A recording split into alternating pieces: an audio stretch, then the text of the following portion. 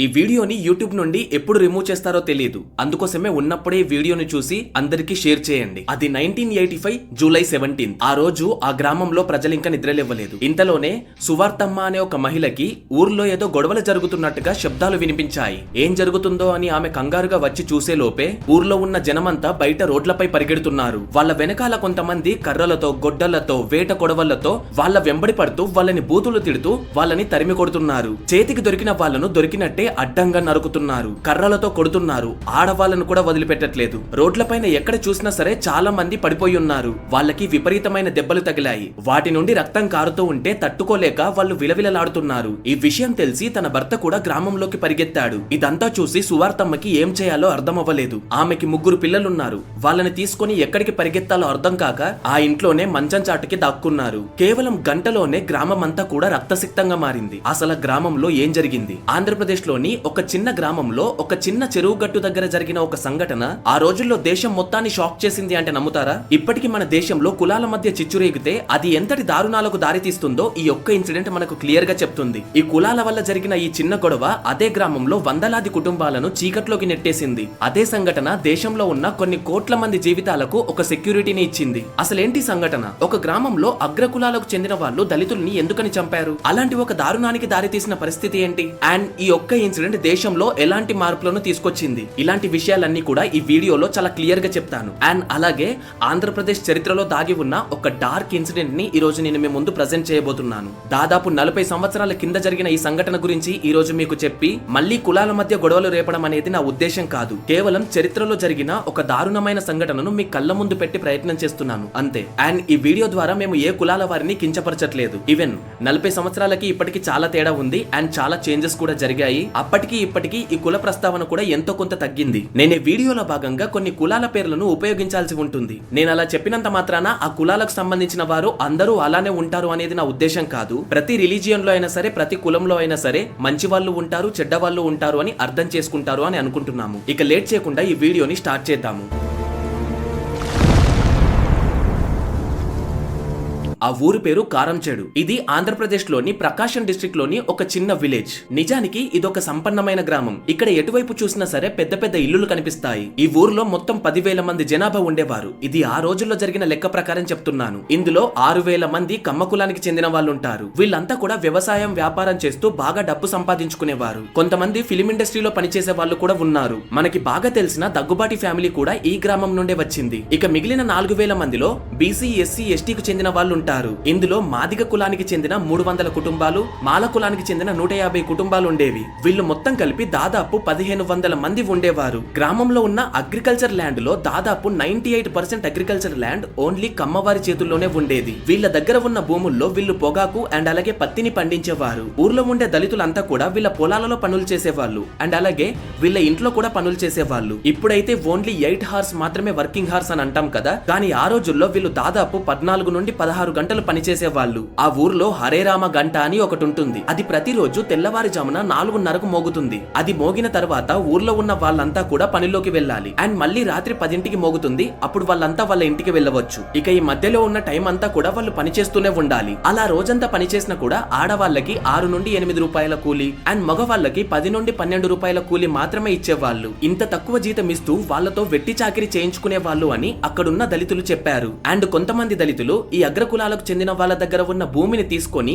కౌలుకి చేసుకునేవారు. అలా ల్యాండ్ తీసుకున్నందుకు ఆ ల్యాండ్ కి కౌలు డబ్బు కడుతున్నా సరే ఆ కౌలు ఇచ్చిన ల్యాండ్ ఓనర్ ఎవరైతే ఉన్నారో ఈ కౌలు తీసుకున్న వ్యక్తి వెళ్లి వాళ్ళ ఇంట్లో సంవత్సరం పాటు కూలి పని కూడా చేయాలి. అండ్ అలా పని చేయించుకుంటున్న భూస్వాములు కనీసం వీళ్ళను మనుషుల్లాగా కూడా చూసేవాళ్ళు కాదు. ఇలా ఎందుకు చెప్తున్నాను అంటే దీనికి సంబంధించిన ఒక ఇన్సిడెంట్ ని చెప్తాను చూడండి. అయితే నేను ఇక్కడ అసలు పేర్లు వాడట్లేదు, పేర్లు మార్చి చెప్తున్నాను. చంద్రయ్య అనే ఒక వ్యక్తి శ్రీనివాసులు అనే ఒక వ్యక్తి దగ్గర పాలేరుగా పనిచేసేవారు. అతను సంవత్సరం మొత్తం కూడా బాగానే పనిచేశాడు. చివర్లో కొన్ని ఫ్యామిలీ ఇష్యూస్ వల్ల అతను పనికి రాలేకపోయాడు. అయితే చంద్రయ్య ఆ రోజు పనికి రాకపోవడంతో శ్రీనివాసులు అతని ఇంటికి వెళ్లాడు. కానీ ఆ సమయంలో చంద్రయ్య ఇంట్లో లేడు. దీంతో శ్రీనివాసులకి చాలా కోపం వచ్చింది. అప్పుడు ఇంట్లోనే ఉన్న చంద్రయ్య భార్యని శ్రీనివాసులు చాలా దారుణంగా కొట్టాడు. అంటే వాళ్ళ దగ్గర కూలి పని చేసే వాళ్ళు వాళ్ళ అవసరాల నిమిత్తం ఒక్కరోజు కూడా సెలవు తీసుకునే అవకాశం ఉండేది కాదన్నమాట. ఇలాంటి పరిస్థితులు ఉండడం వల్ల ఆ ఊర్లో ఉన్న ఆ అగ్రకులం వాళ్ళు, అందరూ కాదు ఓన్లీ కొంతమంది, మళ్ళీ చెప్తున్నాను, వాళ్ళు దళిత దళితుల్ని చాలా దారుణంగా కొట్టేవాళ్ళు. సాధారణంగా మన ఊర్లలో రచ్చబండ అనే పేరు మీరు వినే ఉంటారు. ఎవరైనా ఏదైనా తప్పు చేస్తే అక్కడికి పిలిచి పెద్ద మనుషులు పంచాయతీ చెప్తారు. అలా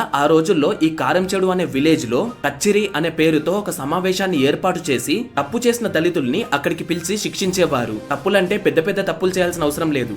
వారికి ఇష్టం లేని పనులు చేసినా సరే వాళ్ళని పిలిపించి శిక్షించేవారు. అయితే ఒకసారి వీళ్ళు చేస్తున్న ఈ అరాచకాలన్నింటినీ ఎదురించడానికి వెంకటేశ్వర్లు అని దళిత కులానికి సంబంధించిన ఒక వ్యక్తి వాళ్ళ కులంలో ఉన్న వాళ్ళందరినీ ఒక సంఘం లాగా ఏర్పాటు చేయాలి అని అనుకున్నారు. అంటే ఒక టీం లాగా ఫామ్ చేసి కమ్మవర్గాన్ని ఎదిరించాలి అని అనుకున్నారు. వాళ్ళు చేస్తున్న పనికి తగ్గట్టుగా జీతం ఇవ్వాలి అని అడగడానికి ఏర్పాట్లు చేశారు. కానీ ఈ విషయం తెలిసిన కమ్మవారు అతని ఇంటికి వెళ్లి అతన్ని బాగా కొట్టి ఊరి నుండి వెళ్లగొట్టారు. దీంతో పాటు ఆ ఊర్లో ఉన్న రాజకీయ పరిస్థితులు కూడా రెగ్యులర్ గా గొడవలు జరగడానికి కారణమయ్యాయి. మొదట్లో ఆ ఊర్లో ఉన్న వాళ్ళంతా కూడా కాంగ్రెస్ పార్టీకి సపోర్ట్ చేసేవాళ్ళు. కానీ 1982లో సీనియర్ ఎన్టీఆర్ గారు టీడీపీ అనే పార్టీని స్టార్ట్ చేసిన తర్వాత ఆ ఊర్లో ఉన్న కమ్మ వాళ్ళంతా కూడా ఆ పార్టీ వైపు వెళ్లిపోయారు. కానీ ఆ ఊర్లో ఉన్న దళితులు మాత్రం ఇంకా కాంగ్రెస్ వైపే ఉన్నారు. దీంతో ఆ దళితుల మీద ప్రెజర్ చాలా ఎక్కువైంది. 1983 ఎలక్షన్స్ లో కమ్మవారంతా కూడా టీడీపీకి ఓటు వేశారు. కానీ దళితులు మాత్రం టీడీపీకి ఓటు వెయ్యము అని చెప్పారు. వాళ్ళ ఇష్టానికి తగినట్టు కాంగ్రెస్ పార్టీకి ఓటు వేస్తున్నారు అని తెలుసుకొని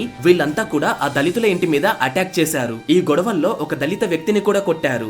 అండ్ మిగిలిన వాళ్ళంతా సర్ది చెప్పడంతో అక్కడి నుండి వాళ్ళు వెళ్లిపోయారు. అప్పటి నుండి దళితులపై పగ తీర్చుకోవడానికి అగ్రకులాలకు చెందిన వాళ్ళు వెయిట్ చేస్తూ ఉన్నారు. అయితే ఆ ఎన్నికల్లో టీడీపీ పార్టీ గెలిచి సీనియర్ ఎన్టీఆర్ గారు సీఎం అయ్యారు. ఇంకప్పటి నుండి దళితులపై కమ్మవారి ప్రెజర్ ఇంకా పెరిగిపోయింది. కారంచెడులో దగ్గుబాటి చెంచురామయ్య అనే ఒక వ్యక్తి ఉండేవారు. ఆయన కొడుకు దగ్గుబాటి వెంకటేశ్వరరావు గారికి ఎన్టీఆర్ గారి కూతురు పురంధేశ్వర్ గారిని ఇచ్చి పెళ్లి చేశారు. దీంతో ఎన్టీఆర్ గారు సీఎం అయిన తర్వాత కారంచెడులో ఆయన వియ్యంకుడు అయిన దగ్గుబాటి చెంచురామయ్య గారి పలుకుబడి బాగా పెరిగిపోయింది. ఊర్లో ఉన్న వాళ్ళ క్యాస్ట్ వాళ్ళంతా కూడా అతని మాటే వినేవాళ్ళు. ప్రతి విషయంలోనూ ఈ దళితులు వాళ్ళకి ఎదురు తిరగడం అనేది వాళ్ళకు నచ్చలేదు. ఈ దళితులు వాళ్ళ మాట వినట్లేదు అనే భావంతో వాళ్ళున్నారు. దళితులకి ఎలా అయినా బుద్ధి చెప్పాలి అనే ఉద్దేశంతో వాళ్ళు ఎదురు చూస్తున్నారు. ఇంతలో వాళ్ళు ఎదురు చూస్తున్న సమయం కూడా వచ్చేసింది. ఇప్పటి నుండి నేను చెప్పేది చాలా జాగ్రత్తగా వినండి. ఆ ఊర్లో మొత్తం 2 చెరువులున్నాయి. అందులో ఒక చెరువు చాలా నీట్ గా ఉంటుంది. ఆ నీట్ గా ఉన్న చెరువులో నీళ్లను తాగడానికి కమ్మవారు యూజ్ చేసుకుంటారు. ఇంకొక చెరువులో ఉన్న నీళ్లను దళితులు యూజ్ చేసుకునే వాళ్ళు. అసలైన గొడవ కూడా ఈ 2వ చెరువు దగ్గరే మొదలైంది. అది 1985 జూలై 16. ఆ రోజు సాయంత్రం శ్రీనివాస్ అనే ఒక కమ్మ కులానికి చెందిన ఒక వ్యక్తి దళితులు యూజ్ చేసుకునే చెరువు ఏదైతే ఉందో దాని దగ్గర ఆయన గేదెల్ని కడుక్కుంటున్నాడు. అయితే ఆ గేదెలను కడిగిన నీళ్లేవైతే ఉన్నాయో ఆ మెట్ల ద్వారా ఆ చెరువులోకి వెళ్లాయి. ఇదంతా కూడా చంద్రయ్య అనే ఒక వ్యక్తి చూశాడు. అండ్ అతను దళిత కులానికి సంబంధించిన వాడు. ఆ చెరువులోని నీళ్లను మేము తాగడానికి ఉపయోగించుకుంటాం కదా, అక్కడెందుకు ఇలా చేస్తున్నారు అని అడిగాడు. అలా అడగడం శ్రీనివాస్ కి నచ్చలేదు. దీంతో నువ్వవడ్రా నాకు చెప్పేది అంటూ పశువులను కట్టేసే తాడుతో అతన్ని కొట్టాడు. అయితే అదే సమయంలో చెరువులో నుండి తాగడానికి నీళ్లు తీసుకువెళ్లడానికి సువార్తమ్మ అనే ఒక మహిళ అక్కడికి వచ్చింది. ఈమె కూడా దళిత కులానికి సంబంధించిన ఆమెనే. ఈ సువార్తమ్మ అతన్ని కొట్టడం చూసి వెళ్లి ఆపింది. దీంతో శ్రీనివాస్ అనే వ్యక్తికి ఇంకా కోపం వచ్చి ప్రసాద్ అనే ఒక వ్యక్తితో కలిసి అదే తాడుతో సువార్తమ్మను కూడా కొట్టాడు. ఇంతలో ఆమె తన చేతిలో ఉన్న బిందెను అడ్డు పెట్టడంతో అది ఆయన చేతికి తగిలి ఆయన చేతి నుండి రక్తం వచ్చింది. ఇక అతని కోపం కట్టలు తెంచుకుంది. ఆమెను కడుపులో తన్ని అక్కడి నుండి వెళ్లిపోయాడు. ఆ నొప్పి తట్టుకోలేక సువార్తమ్మ ఏడుస్తూ ఇంటికి వెళ్లిపోయింది. కాసేపటి తర్వాత ఈ ప్రసాద్ అనే వ్యక్తి ఎవరైతే ఉన్నారో ఆయన కమ్మ కులానికి చెందిన ఇంకొక 20 మందిని తీసుకువెళ్లి సువార్తమ్మ ఇంటి మీదకి వెళ్లాడు. ఆమె జుట్టు పట్టుకొని ఇంట్లో నుండి బయటికి లాక్కుంటూ తీసుకొచ్చి ఆమెను కొట్టడానికి ట్రై చేశాడు. అప్పుడు ఆమె భర్త కూడా ఇంట్లో లేడు. దీంతో ఆమె పక్క కుటుంబానికి చెందిన నాగేశ్వరరావు అనే ఒక వ్యక్తి వచ్చి వాళ్ళకి సర్ది చెప్పి వాళ్ళని అక్కడి నుండి పంపించేశాడు. ఇక్కడి వరకే అంతా ముగుస్తుంది అని అందరూ అనుకున్నారు.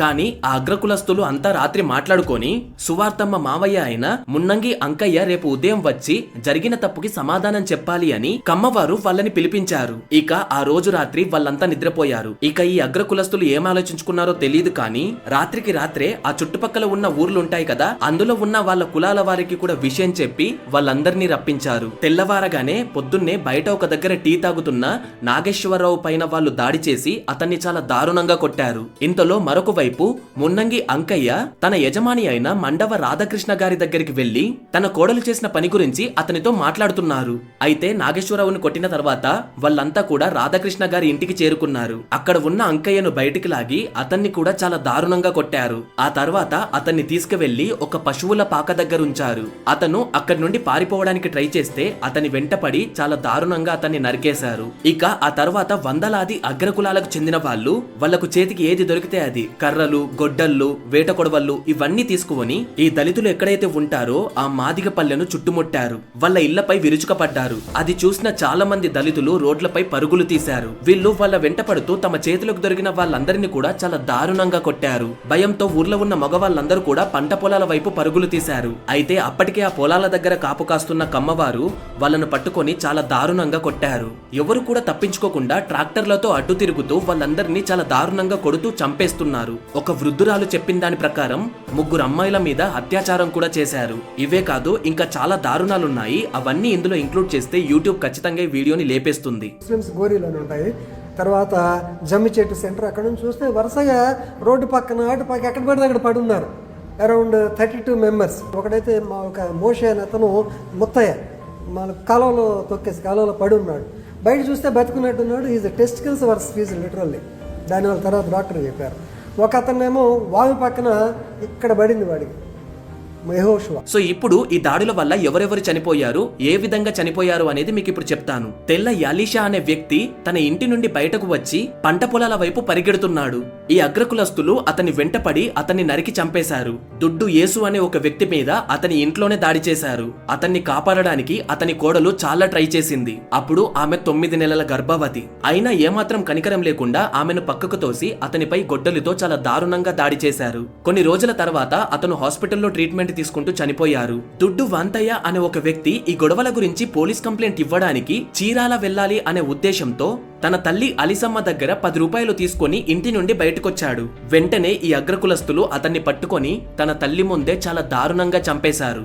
ఇక తర్వాత రోజుల్లో ఈ విషయం పైన కోర్టులో సాక్ష్యం చెప్పినందుకు ఆమెను కూడా చంపేశారు. తెల్ల మోషే అనే 70 సంవత్సరాల వృద్ధుడు పొలాల్లోకి పరిగెత్తి తెల్ల ముత్తయ్య మాంద పెద్దయ్యతో కలిశాడు. ఈ ముగ్గురిని 50 మంది చుట్టుముట్టి గొడ్డళ్లతో పరిసలతో దాడి చేశారు. ఈ దాడిలో తెల్ల మోషే తెల్ల ముత్తయ్య చనిపోయారు. మంద పెద్దయ్య చనిపోయినట్టుగా నటించి అక్కడి నుండి తప్పించుకున్నాడు. ఈ విషయమంతా పోలీసులోకి తెలిసి పోలీసులు అక్కడికి వచ్చే లోపే రోడ్డుకి 2 వైపులా బాగా దెబ్బలతో జనం కనిపించారు. రోడ్ల మీద, పొలాల్లో, పొలం గట్ల పైన ఎక్కడ చూసినా మనుషులు కింద పడి కనిపించారు. ఒక్క గంటలోనే ఊరంతా కూడా రక్తసిక్తంగా మారిపోయింది. తర్వాత వెంటనే ఆ ఊచకోతకు దారి తీసిన కారణాలను తెలుసుకోవడానికి అప్పటి Andhra Pradesh government Andhra Pradesh civil labours కమిటీని ఏర్పాటు చేసింది. ఈ కమిటీ ఊర్లోకి వెళ్లి ఆ కారంచేడు ప్రాంతంలో ఉన్న వాళ్ళందరితో మాట్లాడి 5 రోజుల తర్వాత ప్రభుత్వానికి తన రిపోర్ట్ ని సబ్మిట్ చేసింది. వాళ్ళు సబ్మిట్ చేసిన రిపోర్ట్ ఏదైతే ఉందో దాని ఆధారంగానే నేను ఈ వీడియో చేశాను. ఈ దాడిలో గాయపడిన వాళ్ళందరినీ చీరాల చర్చిలో ఉంచి అక్కడే వాళ్ళకి ఆహారాన్ని అందించారు. కత్తి పద్మారావు గారి నేతృత్వంలో దళిత మహాసభను ఏర్పాటు చేసి దళితుల హక్కుల కోసం, వారి సంరక్షణ కోసం పోరాటాలు చేశారు. ఈ పోరాటం ఫలితంగానే central government SC/ST atrocity act 1989 ను అమల్లోకి తీసుకొచ్చారు. మరోవైపు కారంచేడు ఇన్సిడెంట్ మీద గుంటూరు స్పెషల్ సెషన్స్ కోర్ట్ 1994లో ఈ దాడుల్లో భాగమైన 5గురికి యావజ్జీవ కారాగార శిక్ష అండ్ అలాగే 50 మందికి 3 సంవత్సరాల కఠిన కారాగార శిక్ష విధించింది. అయితే నిందితులు ఈ జడ్జిమెంట్ ని అప్పుడున్న ఏపీ హైకోర్టులో ఛాలెంజ్ చేశారు. 1998లో AP high court benefit of doubt కింద గుంటూరు సెషన్స్ కోర్టు ఇచ్చిన తీర్పును కొట్టివేసింది. తర్వాత బాధితులు దళిత్ మహాసభ, ఏపీ గవర్నమెంట్ సహాయంతో సుప్రీం కోర్టుకు వెళ్లారు. అక్కడ 2008లో సుప్రీం కోర్టు ఒక సెన్సేషనల్ జడ్జిమెంట్ ఇచ్చింది. మొదట లైఫ్ ఇంప్రిజన్మెంట్ పడిన 5గురిలో 4 చనిపోయారు. మిగిలిన 1కి యావజ్జీవ కారాగార శిక్ష వేసింది. ఇంకొక 30 మందికి దాడి చేసినందుకు 3 సంవత్సరాల కఠిన కారాగార శిక్ష విధించింది. ఇది కారంచేడులో జరిగిన ఒక ఇన్సిడెంట్. దీని గురించి మీరేమనుకుంటున్నారు? కులం పేరుతో ఇంతమందిపై దాడి చేయడం అనేది ఎంతవరకు కరెక్ట్? మీరేమనుకుంటున్నారో, మీరు ఎలా రియాక్ట్ అవ్వాలి అనుకుంటున్నారో కింద కామెంట్ చేయండి. అండ్ అలాగే ఈ వీడియోని లైక్ చేసి మీ ఫ్రెండ్స్ కి షేర్ చేయండి. ఒకవేళ మేము ఈ వీడియో కోసం పెట్టిన ఎఫర్ట్స్ గనుక మీకు నచ్చినట్టయితే ఖచ్చితంగా మన ఛానల్ ని సబ్స్క్రైబ్ చేసి మిగతా వీడియోస్ ను కూడా చెక్ చేయండి. నెక్స్ట్ వీడియోలో రామాయణం గురించి ఒక ఇంట్రెస్టింగ్ వీడియో రాబోతుంది. సీతారామ లక్ష్మణులు వాళ్ళ అవతారాలను ఎందుకోసమని చాలించారు అనేది నెక్స్ట్ వీడియో. అది కూడా చాలా ఇంట్రెస్టింగ్ గా ఉంటుంది. సో ఖచ్చితంగా వీడియోని కూడా మిస్ అవ్వకండి.